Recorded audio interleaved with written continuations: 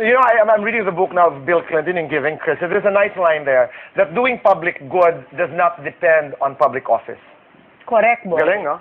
Bongga. Susunod, mga kaibigan, mas talimuot na paghihiwalay noon nina Alessandra De Rossi at Jeremy Marquez na uwi rin sa pagbabati. At si John Lloyd Cruz and Joris Gamboa patuloy na iniintriga tungkol sa Star Wars. That's next sa SNL.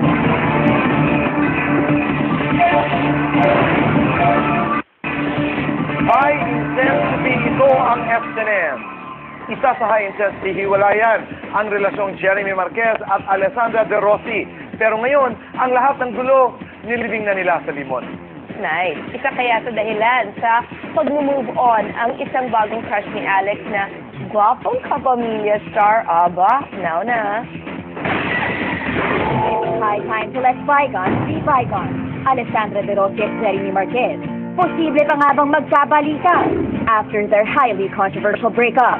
Finally, naaayos na ni Jeremy at Alex ang kanilang naging alitan. At ngayon, close na daw ulit sila as friends. Kaibigan na ba uli kayo ni Alessandra De Rossi? Si Alex naman, 2 years kami nagsama nun. So, hindi mo matatanggal yun sa isang alitan, sa isang away. So, after end of the day, you'll always be friends. And, masama naman kasi mayroon kang kinikimkin o sama doon. So, we talked about it and we're okay. Nang matanong naman si Alex tungkol dito during the launch of her new lingerie endorsement, Oo naman, kaibigan ko lahat, as in lahat. Wala akong yung kasamaan ng loob or natetensyon ako pag nakakita ko.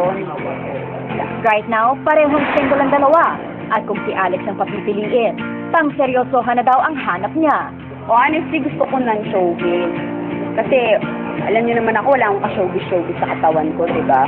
Nahihirapan din ako makisama sa mga taong masyadong showbiz eh. Yung puro kaartehan, puro baka magalit si ganito, baka magalit si ganito. That's good for her.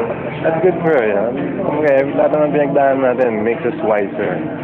So, siguro one day, when she sees the right person, alam niya na kung sino yung dapat niyang mahalin ng lubusin mo.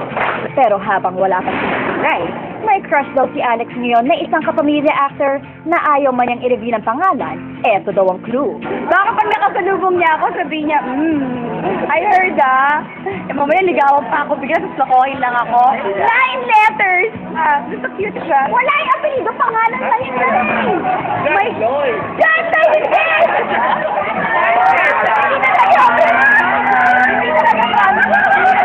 Hindi talaga.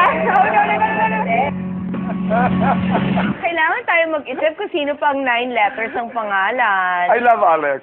Giveaway ha, pang John Lloyd talaga. Malay mo, mag-isip pa nga Sige, tayo. Pero sige. speaking of John Lloyd na 9 letters na ang pangalan, maingay sa mga showbiz tabloids now ang mga reaksyon na may mas deserving pa raw kay Joris Gamboa for the award he received in last Sunday's Star Awards for TV.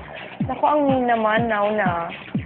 High criticism. Pagkakapanalo ni Soros laban sina Teaser John Lloyd sa PMPC Star Awards. Pinagdududahan, naglabasan nitong mga nakaraang araw sa ilang mga pahayagan ang mga naging criticism sa pagkakapanalo ni Joris Gamboa ng Best Single Performance by an Actor sa recent PMPC Star Awards for Television. Ito ay dahil daw sa mas deserving ang kanyang mga nakalaban na sina Teaser Ocampo at John Lloyd Cruz in their respective roles sa MMK for the said category. Bagay na sinagot naman agad ni Zoros. Siyempre, unang-una naman sa lahat, hindi mo naman mapiplease lahat ng tao. Kahit naman anong gawin natin, meron pa rin siyempreng hindi sabihin natin magdi-disagree. Pero, nire-respeto ko naman siyempre lahat.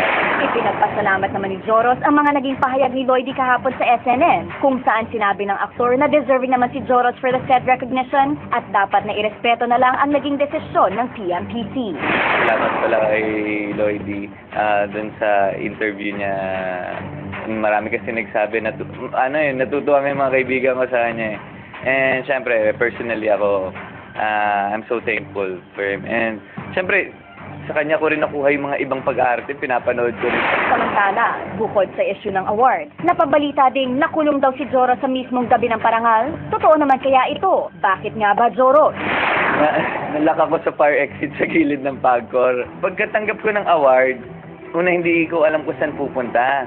Bigla nagsara yung pinto doon sa fire exit. So, hindi ako makabalik. Wow, naman. You know, boy, di ba, anytime na may award-giving body, kung sino yung nagdesisyonan nila, wala tayong choice. We accept it because it's their right to choose who they want to Okay, win. this is what I'm trying to say. Ang spirit kasi ng isang award-giving body, choice yan. Hello, there are 27 voting members of the PNPC. Yung choice na yan belongs to the 27 members Yes. na maaaring salungat doon sa iyong panlasa.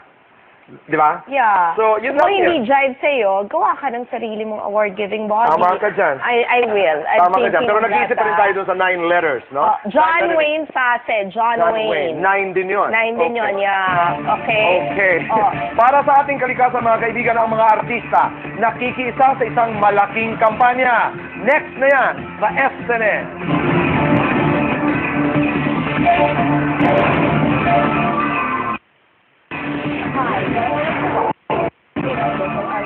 May malaki ang kampanya para sa pangangalaga sa kalikasan.